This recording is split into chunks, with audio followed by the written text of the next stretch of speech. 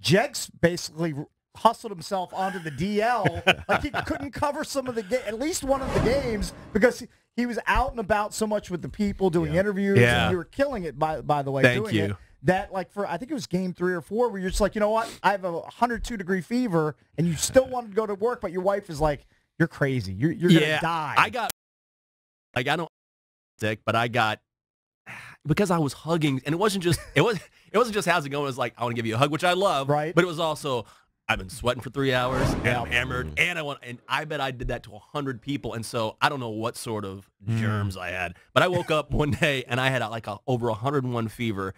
And my wife was like, "What?" Probably caught AIDS or something. Full blown? Yeah. Just straight out of the gate. Scary, man. And I sat out one game, and then there was game 7 against the Lightning. I said, I got to go. Right. And she said, what the hell is – no, you're not. And I said, no.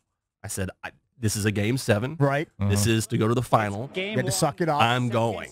And, I mean, I looked like death. Right. But I went and sucked it up, and I finally got better. So how'd you get through it? Is it just fluids, or are you just downing Sudafed? You know what? I finally had to go to the doctor. I hate going to the doctor. Yeah. And he looked at me. He was like, okay, so your throat's inflamed, your ear's inflamed, Jeez. your Right. lymph nodes are swollen. You're really sick. Yeah. And I said, okay, can you give me something? He said, well, I can give you a shot now.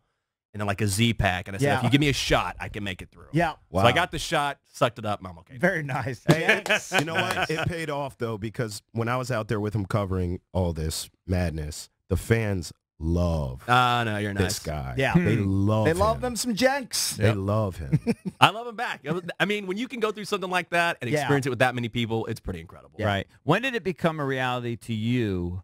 I thought theoretically, and I said before, if they beat the Penguins, they're going to win the whole thing. But it was more just kind of a theory. Yeah. It didn't really honestly dawn on me until I think about, what was it, maybe game 3, where I thought, you know what, they are going to win this thing. Game 3 of which series? The end. At the Oh, very wow. end. Really? Yeah, because you're always waiting for the other shoe to drop, and you're like, I thought they could do it, but I didn't know Yeah. they were going to do it until like pretty much the middle of the series. For me, it was game 1 of the Tampa Bay Lightning series where they just kicked their ass. They did. Yeah. They came out. And you said they're going to win the whole thing? Yeah, I did.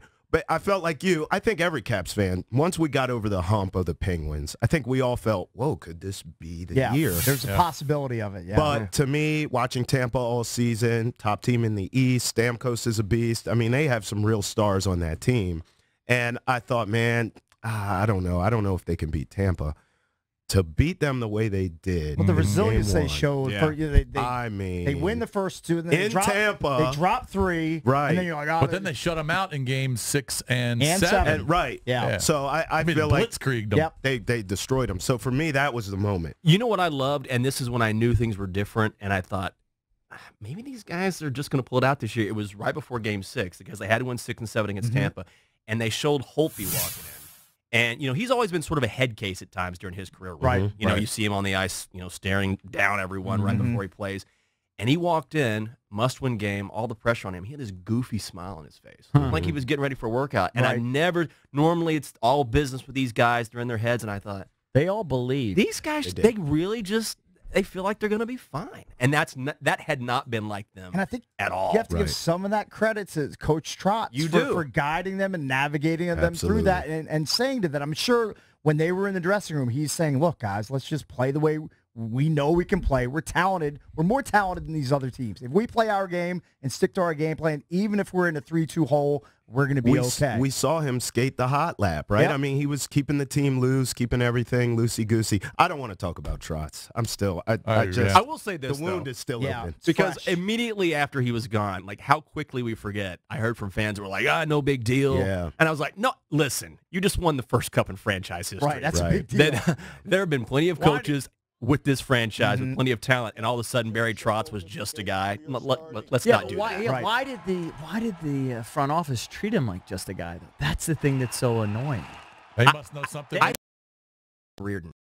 That I truly must be believe it. that Reardon is the guy, and I think my guess is that Reardon probably had a lot to do with the game planning and a lot to do with the execution day to day with Trotz, and so they felt like, hey, Reardon was a huge part of this, even though you didn't see it. So we're really comfortable in letting him take over. That's a cold business decision, though. Yeah. I mean, because honestly, you win the cup, you should be friggin' I rewarded. know. You shouldn't be say, you get the $300K that was triggered automatically in your contract from 10 years ago. It might be a situation where, like in football, sometimes the head coach is seen as kind of just a figurehead, but the coordinators are really the motors. Right. Yeah, I know, and I know. And they shuffle I'm out not saying more that's and more. what happened. I mean, Trotz, I give Trotz a lot of credit, but maybe the organization felt like Reardon kind of he pushed the buttons. They clearly didn't value him Yeah. as much as you would think they would. Right. Clearly.